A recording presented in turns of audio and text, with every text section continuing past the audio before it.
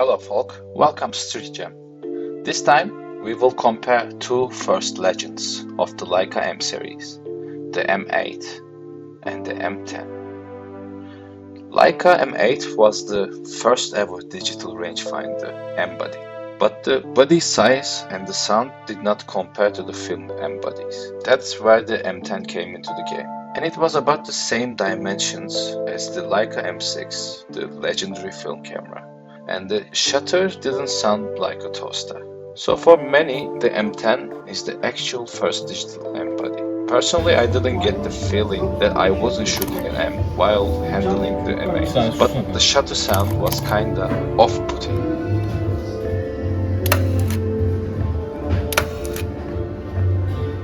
The viewfinder of the M8 is real smaller compared to the M10s. Well, M10's viewfinder is bigger, and the bigger is the better when it comes to the viewfinders, obviously. For the comparison, we slapped the 40mm Summicron on the M10 and the Summicron 35mm on the M8. Because the M8 has a crop factor of 1.2 times, they come about the same focal length. They both feel sturdy at hand. Well, they are after all made out of brass. The battery life of the M10 is better than the M8's. But in this case, I think the M8's battery was exhausted, for it was left out without a charge for years. Otherwise, they would result about the same.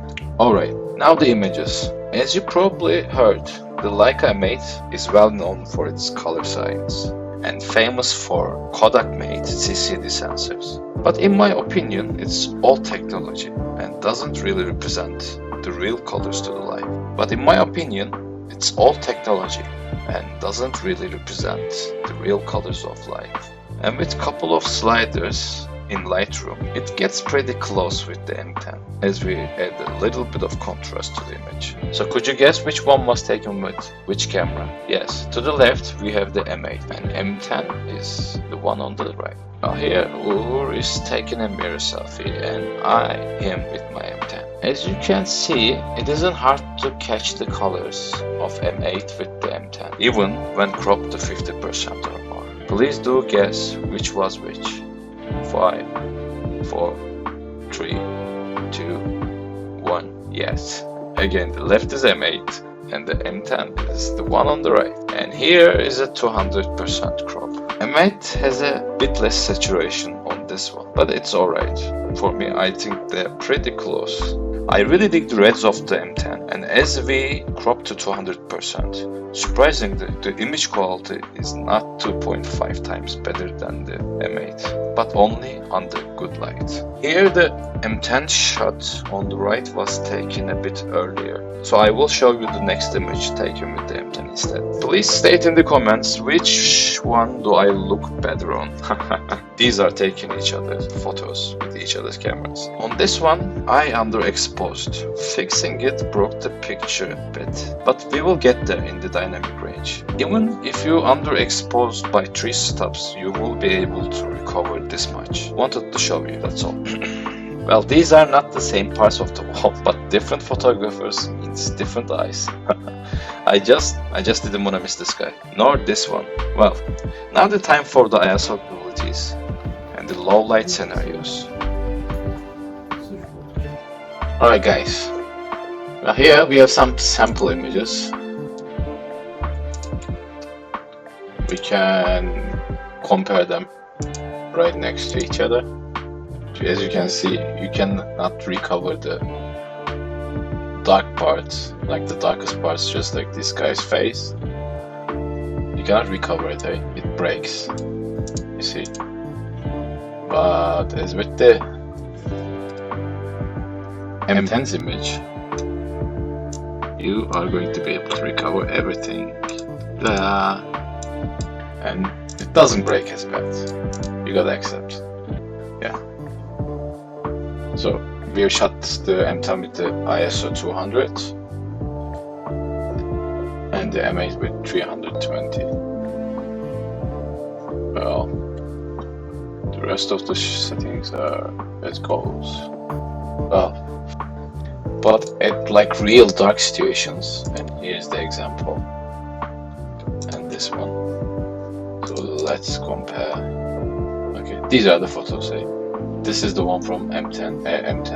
M10 is this one, and M8 is this one. So as we go to M8, yeah, that's the M8. Now let's just zoom in, and we raise our exposure even just by 1, and you see this color shifts and the shadow noise. So yeah, it's all there. And just by saying that much, okay, after 1/3 or 1.5, yeah, the sky's the limit. As you can see, the image is all broken. I mean, I wouldn't want to use this for any art purposes, no commercial, just maybe documentation purposes. And now we check the M10 image. Yeah, let's go see 2 stops, 2.5 almost. Wait for it, and as you can see, the image is much more clear. Alright, let's go somewhere darker and boost the exposure even further.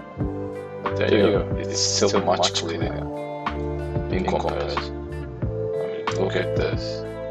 Look at this mess. Okay, let's just bring it down. Bring it down, bring it down, bring it down, bring it down. Not even one stop, you know, like, if it's like really dark, then you should just like leave it dark as this is. Or maybe make it black and white. Let's check the black and white version, if it's more bearable that way. Yeah, I would say so. I would say making it black and white, and maybe applying some noise reduction. Yeah, now it's bearable. But if you turn back like the color on, you're still gonna see all these color shifts. Right. So it's unusable in the color mode. Well, they say M8 is great, one of the greatest for color photography. Well, this is what you get for color.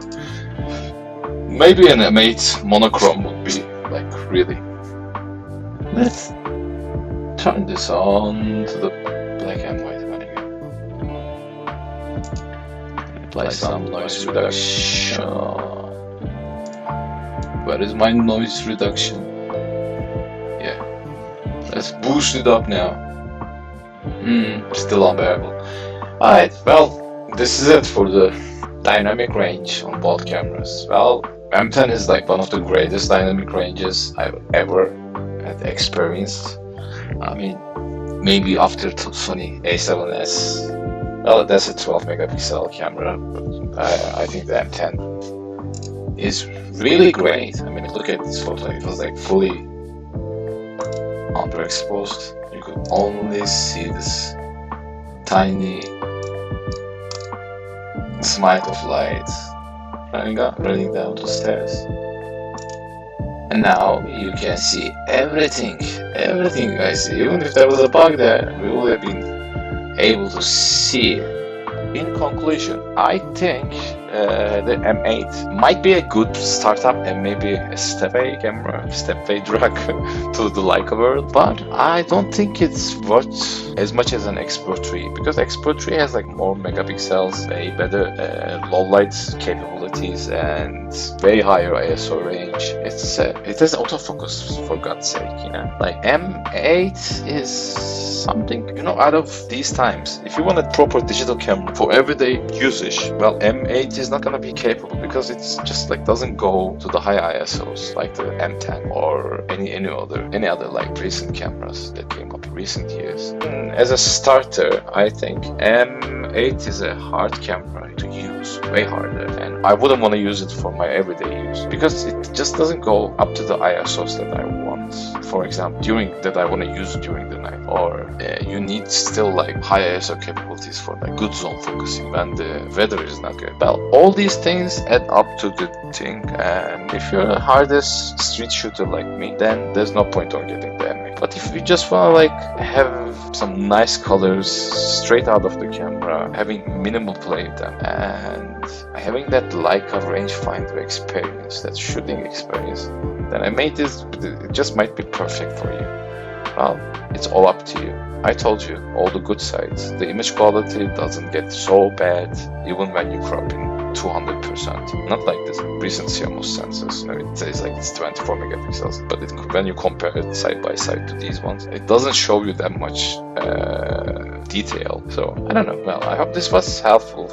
Thanks, guys. Thank you for watching, and I'll see you around. If I see you, I'll shoot you.